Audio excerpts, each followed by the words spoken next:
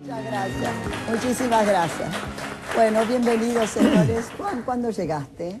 Bueno, llegué hace una semana, no por la reedición de este libro que ha hecho Editorial Norma, sino porque soy sobreviviente de un campo de concentración y fui convocado por la justicia a testimoniar en el juicio sobre los crímenes de la ESMA. Y eso estaba planificado de hace mucho tiempo, es un fondo del Estado para atraer a los testigos que vivimos afuera. Y bueno, coincidió que se daba esta reedición del libro, entonces me quedé unos días más para hacer un poco de prensa. Un libro que escribí... El libro es este, señores, ¿eh? Lo estoy leyendo, la verdad, apasionante. La cantidad de datos que tiene, impresionante. El banquero de los montoneros, Graiber. La verdad, sobre papel prensa, el caso que conmueve al país. De vos dicen que eras el señor Paz, el doctor Paz. Sí. Que era el encargado de reclamarle el dinero a Graiber. ¿Qué hay de verdad en esto? ¿Cuánto hay de verdad? Bueno, ¿Vos eras el doctor Paz? No. Esas son versiones que surgen en la causa militar de los Graiber. Lidia Papaleo y Isidoro Graiber fueron secuestrados en abril del 77 y después de estar desaparecidos un mes fueron traducidos a la justicia militar. Y en las declaraciones que aparecen en esa justicia militar surge que había unos emisarios montoneros que visitaban a los Graiber. Y uno se llamaba... de Suipacha y Santa Fe. De Suipacha y Santa Fe. Bruneta era, ¿no? Sí. Ex Bruneta. Perdón que te interrumpa. Bueno, eso, la justicia militar condenó a los Graiber por una supuesta connivencia con el terrorismo, con los montoneros. Y después los Graiber recurrieron a la Corte Suprema, todo eso fue anulado por la Corte Suprema y trasladado a la justicia civil, a un juez civil, cuyo fiscal fue Julio Estracera. Julio Estracera recogió los argumentos de la justicia militar, acusó a los Graiber y pidió 5 años en vez de 15. Y el juez le dijo que no. Estracera recurrió, perdió, los Graiber fueron absueltos y eso pasó, digamos, al olvido judicial. Posteriormente, el general Camps sacó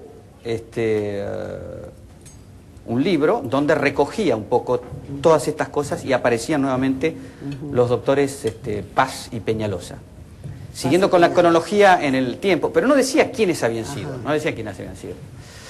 durante la tortura, en el año 1977, en la ESMA, a mí me preguntaban también si yo había sido el doctor Paz, decía que tenían, el doctor Peñalosa, que tenían información de otro detenido que también habría sido un emisario de los montoneros. Yo dije que no sabía de qué se trataba. ¿No fuiste montonero? No, yo formé parte de la tendencia revolucionaria del peronismo, conformada por una serie de organizaciones de superficie. Conocí a Graiber, conocí a mucha gente del medio ese. Pero creo que me mantengo ahí porque es, digamos, no quiero entrar a dar mayores precisiones porque, bueno, tengo que nombrar a cierta gente. ¿Pero por qué vas a parar a la ESMA? ¿Por qué?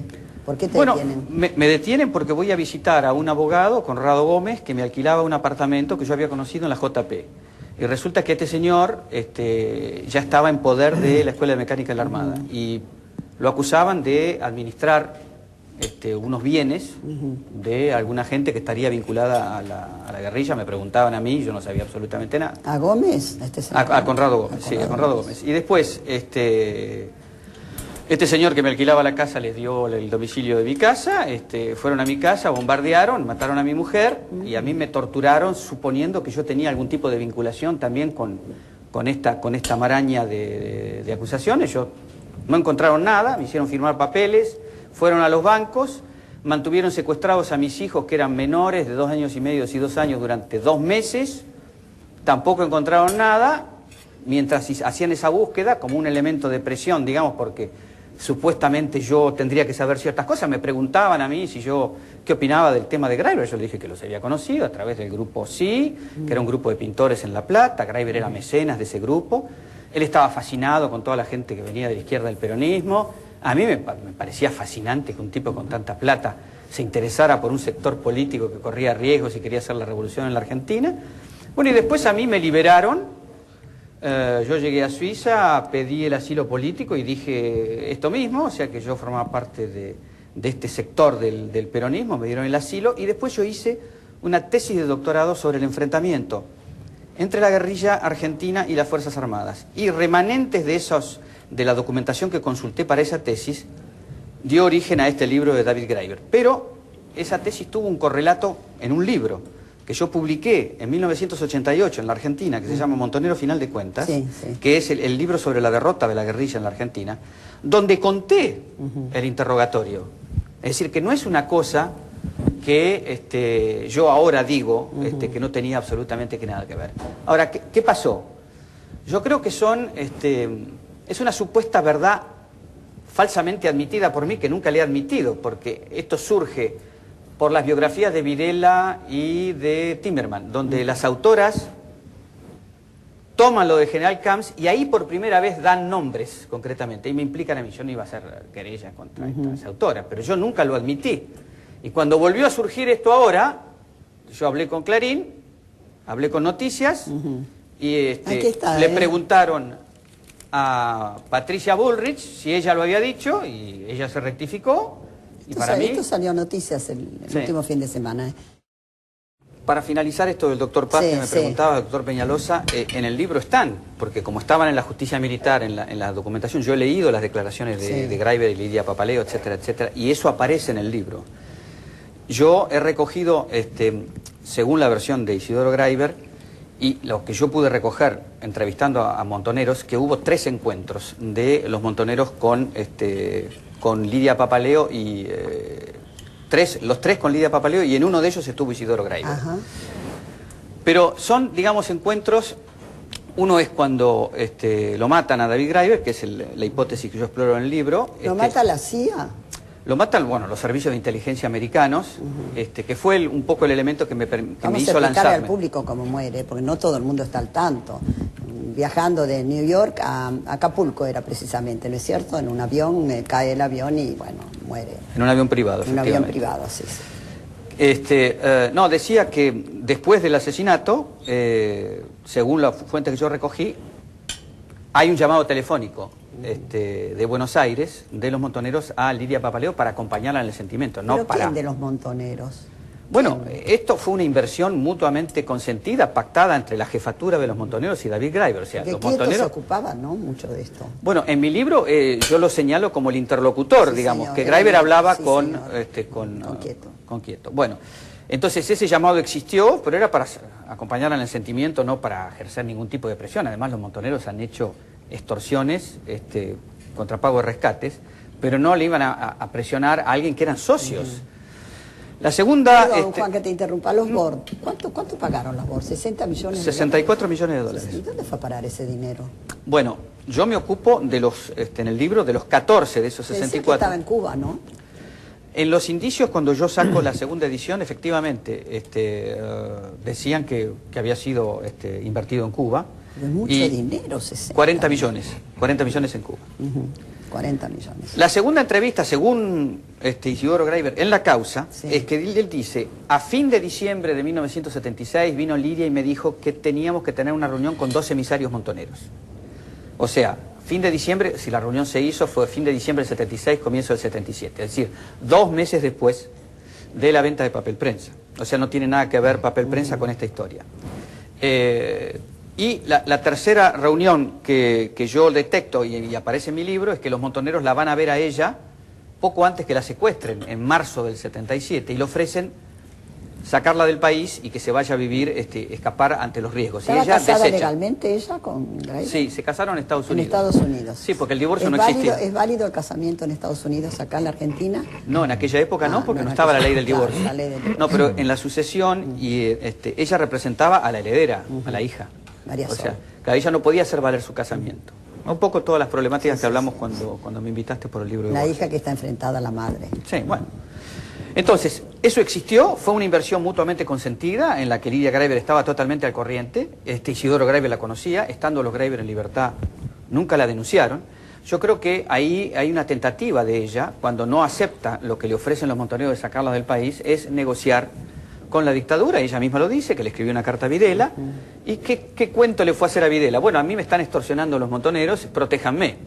Y la dictadura no lo entendió de esa manera y fueron secuestrados. Y volviendo al tema inicial de la conversación aquí en esta mesa con respecto al tema de papel prensa, yo creo que esta cuestión no se va a resolver por el cruce de versiones entre distintos medios. Esto se tiene que resolver en la justicia. Lo que hay que hacer es concurrir a los tribunales y llevar la prueba. Yo lo que hice fue llevar el libro, después que salió, al juzgado de La Plata. Bueno, si el libro... Corazza es el juez, ¿no? Exactamente. Si el libro puede aportar algo a lo que es la fórmula de la justicia, que es conocer la verdad, ahí está. Y los que dicen que el libro no es correcto, yo tengo diferencias con, como yo digo, con todos los que están arriba del ring.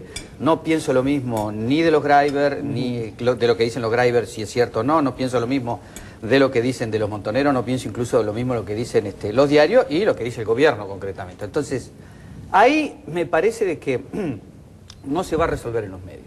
Tenemos un sistema democrático, división de poderes, que es lo que mejor funciona. Claro, la justicia. Y entonces yo creo que es ahí, yo por ejemplo también he leído, tengo una lectura un poco quizá distinta que el doctor Manuel Sanz sobre la versión que da Isidoro Greiber. O sea, Isidoro Greiber no formaba parte del grupo Greiber desde el año 73, 74.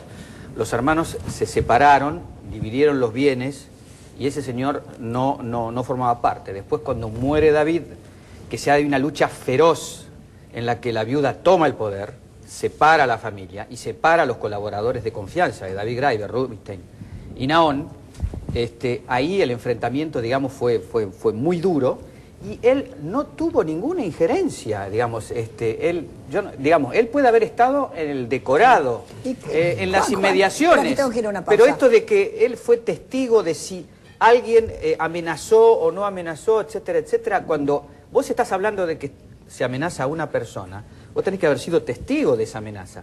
Pero él afirmar, sin haber estado en esa situación a solas que la viuda de Greiber afirma que estuvo con directivos civiles de los diarios, donde la presionaron, sin haber estado él afirma, entonces, bueno, es su versión, yo la respeto. La versión de la viuda de Greiber es distinta, entonces hay investigaciones periodísticas, yo doy mi versión en el libro. Saguier dijo que estuvo con ella en el Hotel Alvear. Exactamente. Saguier de La Nación, el director de La Nación. Sí, no. Bueno, el libro mío es anterior, no conozco No, esto es actual, esto es actual. Exacto, pero lo he leído. Te iba a preguntar, Juan, ¿y cómo nace el poder de Greiber? ¿Él era secretario de Manrique? Sí. Digamos, ¿Secretario era? Sí, secretario de Manrique cuando Manrique era ministro de Bienestar Social. Social. De Bienestar Social. Él es un hombre del lanusismo. Aparece el PRODE ahí, en la época del PRODE. La secretaria privada de David Greiber era la hija Lanusse. Ah, sí. Sí. Eso está en tu libro, Y ahí, digamos, él de ahí se vincula... Y hay otro Lanusse, hay dos Lanusse, hay otra más. Sí. Y de ahí él evoluciona hacia la CGE, hacia Helbar, se hace un poco el delfín de Helbar. Ajá. Y es ahí donde él se convierte un poco al peronismo. A través de Helbar lo conoce a Perón, Perón en el exilio, y se hace muy peronista. Y bueno, como él se casa en segundas nupcias con Lidia Papaleo había sido mujer de un notorio montonero, que era Jarito Walker, que fue fundador de Gente, que después evolucionó, evolucionó hacia la prensa vinculada a la tendencia revolucionaria del peronismo. Fue desaparecido. Y es a través de Lidia que se hace... estaba casado con una señora Susana Rottenberg, ¿no es cierto? Exactamente, exactamente. Bueno, ahí el divorcio es en el extranjero y el casamiento de David con Lidia Greiber es también en el extranjero, pero como no existía ley de divorcio... Lidia Papaleo es psicóloga, ¿no es cierto? Sí, de La Plata. ¿Ella era psicóloga del grupo Stiebel? Sí, es una de las cosas que yo cuento en el libro. Por eso te lo pregunto, ¿es verdad? Sí. Era psicóloga del grupo Stiebel. Era una mujer, según todas las fuentes que yo consulté, que tenía un gran poder de influencia sobre David Greiber. Es el canal de la relación de ella con Greiber con Montoneros. Sí.